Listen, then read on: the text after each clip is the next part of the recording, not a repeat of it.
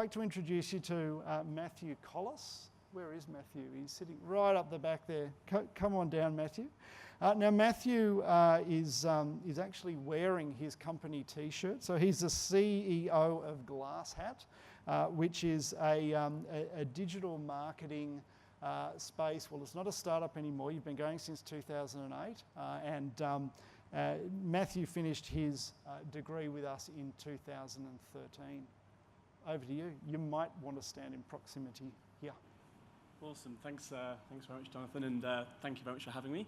Yeah, as Jonathan said, I was sort of pretty much sat where you're sat right now in 2008, late 2008, thinking about whether I was going to do an MBA or not. And yeah, it was actually someone in my shoes then that was talking about their first-hand experience of doing an MBA that actually was the deciding factor for me that led me to make a decision to actually go ahead and do it. And so hopefully I can impart some of my experience over the years that I spent with the AGSM and specifically doing the MBA that helps you make a decision as to whether you're going to give it a crack or not.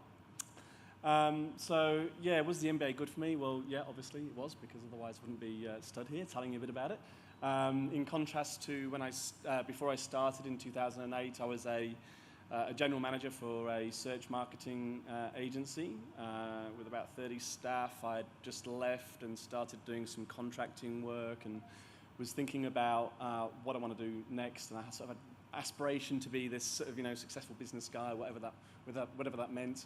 And I was kind of rambling through my career and sort of going from different company to different company, but I really had an aspiration to do something much greater. And what I felt was that I really needed the confidence and the tools to learn about business and about innovation and about things. So, which was a real turning point for me to think, well, the MBA's clearly got some practical advice and some other tools to help me do that. And then by contrast, now, I'm running Glasshat, which is a pretty successful software business where we've contracted with global distribution brands, including domain registrars, leading brands in management consulting firms, media holding companies, and yeah, it's a pretty exciting place to be, to have that sort of chance, particularly with a software business, to grow and to scale and to do something even bigger. So I'm very grateful. And so obviously, did the MBA help? And yes, it did. I genuinely believe that, and I'm going to get into some specifics here. I'm not going to talk about the course in general. I'm going to talk about 3 specific things that happened to me that I picked up during the MBA that resonated and really helped me along. And it might not be the things that you experience that you get value from, but I'm just speaking from my own experience. So the first thing was actually in the very, very first course. We did a course called Managing People and Organizations. It was a 12-week course. You learn about managing individuals, yourself, I think, teams, small teams, and then organizations. And in particular, the bit that resonated with me was about, in managing organizations, was this idea of leadership skills, which I really enjoyed learning about, being this kind of aspirational guy that wanted to do something even bigger. I thought that'd be a really useful thing to learn. And the bit particularly that resonated with me specifically was when they talked about building leadership skills, was the idea to get a mentor. And I think, obviously people talk about getting mentors, but the way that it was structured in the course really helped me understand why it was important and why I should find one. And, things like, making sure that you find a mentor that's done a path or created a path that you can then go and learn from. And so that gave me a very determined idea that, yes, I needed a mentor. It took about a year to find the right one, someone that actually cracked down some of the same problems that I wanted to break down, and having a mentorship program and finding someone that could actually help. I could learn from his mistakes, and he was also there to help me through my mistakes. Was really, really, really beneficial, and I have a lot to thank for him, and also the determination as to why a mentor was going to be important.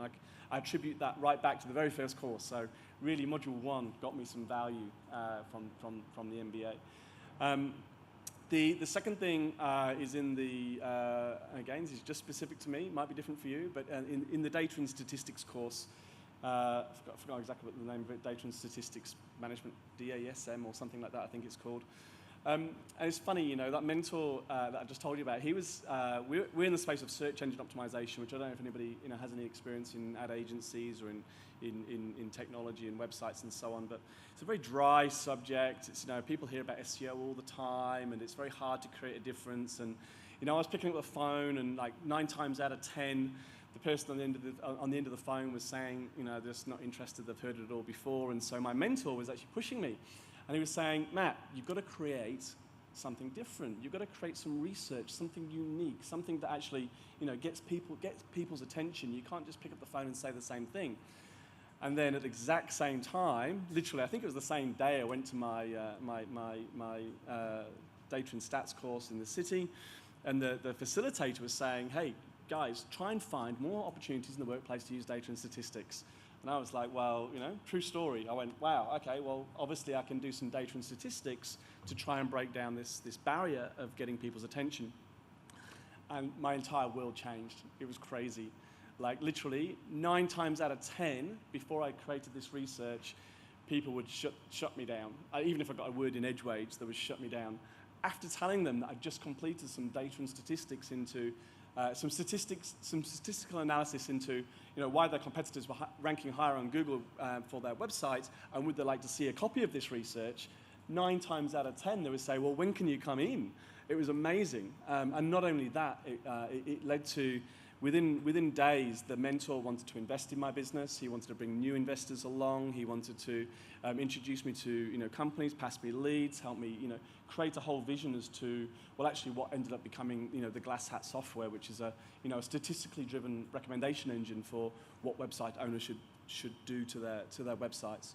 So I've got you know, a double whammy, really, you know, finding the mentor and then having the mentor, you know, motivate me into doing something with the data and stats that I'd learned. So that was really, really huge, even up until that point. And then, yeah, the third point was really in the strategic management year. I think they call it the Executive Management Express program, something. The stage 2, basically, which is all full of the residentials. And this is awesome for many, many reasons. Like, you know, yeah, the networking, you know, some of the modules there that you learn. You know, the Shane, who's at the back there, who did the growth program.